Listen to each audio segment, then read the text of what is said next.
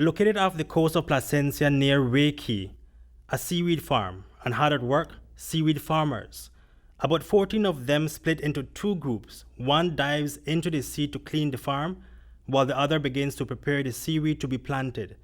They tie branches of seaweed to a 50-foot long rope. It looks easy, but there's a technique to it. It's a lot of hard work and it's time consuming, and it has to be done right. It is a lot of work.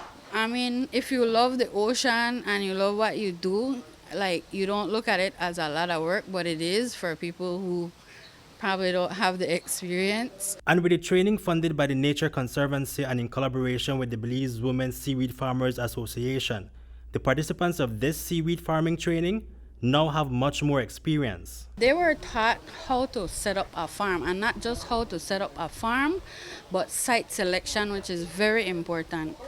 And in doing that, you have to know exactly the location where you're gonna set your farm up, as in away from corals, not over too much grass beds, not too close to mangroves, and also not close to like where grazers, fish grazers are.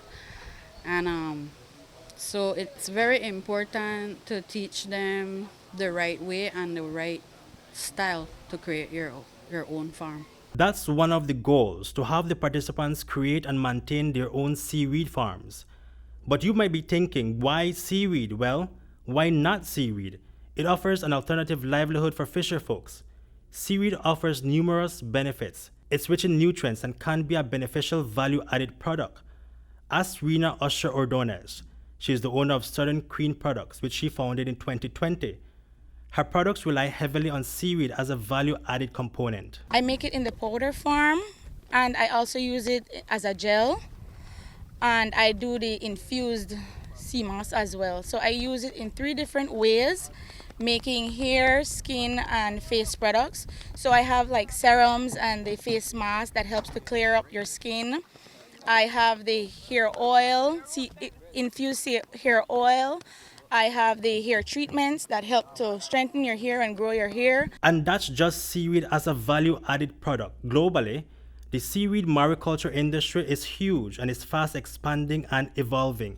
The sector is dynamic. It's worth billions of dollars, and the association recognizes this and sees potential in the industry in Belize. Here in Belize, we have very high quality seaweed. We're a non-industrialized country, and so our seaweed is, we think, cleaner, and it has more nutrients than, let's say, something that comes from Indonesia.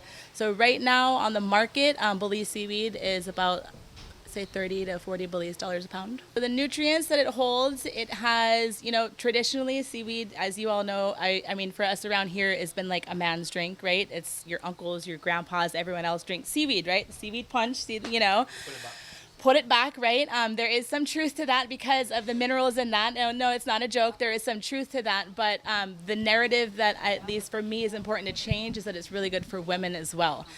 So it's the only natural form of vegetable-based collagen, which is really good for hair, skin, nails, anything you want. Seaweed has substantial applications in various industries such as pharmaceuticals, cosmetic, bioenergy, nutraceuticals, and alternative packaging. Seaweed farmers in Belize have moved from harvesting wild seaweed to cultivating seaweed. But beyond that, seaweed plays a significant role in combating ocean acidification and addressing climate change. Seaweed is a carbon sink. It absorbs and stores carbon dioxide, CO2. This helps reduce the concentration of CO2 in the atmosphere, mitigating global warming and ocean acidification. Seaweed can stabilize coastline and protect against coastal erosion by reducing the force of waves and tides. By doing so, it indirectly contributes to the preservation of coastal habitats. Seaweed can absorb excess nutrients such as nitrogen and phosphorus from coastal waters. These nutrients often lead to harmful algal blooms and dead zones. While seaweed cultivation and restoration can provide valuable ecological and climate-related benefits, it is essential to manage these activities sustainably to avoid unintended environmental consequences.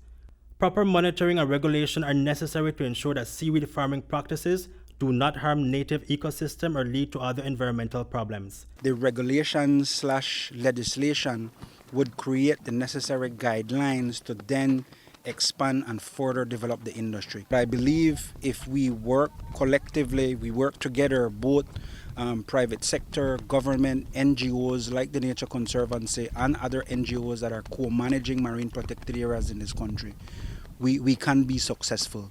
I say again, time and time again in the trainings that we do, we need to work together. If we work together, we will succeed, and not working against each other. Reporting for News 5, Hipólito Novello.